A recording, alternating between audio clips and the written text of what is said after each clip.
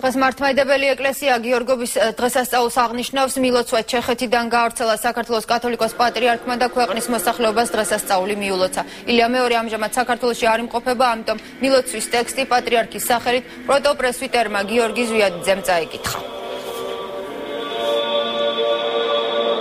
საქართველოს ხელისუფლებას, საქართველოს მთელს მოსახლეობას. ქრისტეს მიერი სიყვარულით ყველას გილოცავთ ჩვენს დიდ საეკლესიო და ეროვნულ დღესასწაულს, გიორგობას.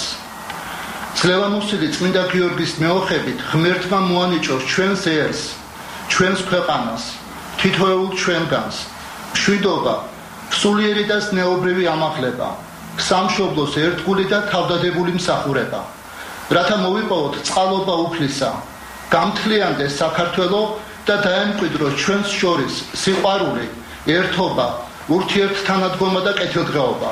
თქვენთვის მლოცველი, სრულიად საქართველოს კათოლიკოს პატრიარქი ილია მეორე.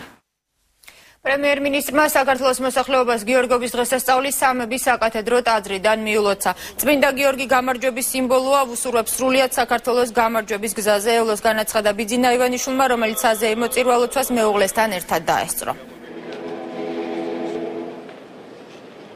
დღესასწაულს ულოცავთ სრულიად საქართველოს. წმინდა გიორგი, როგორც იცით, გამარჯვების სიმბოლოა და გამარჯვებას და სულ გამარჯვებით ევლოს ჩვენს ქვეყანას.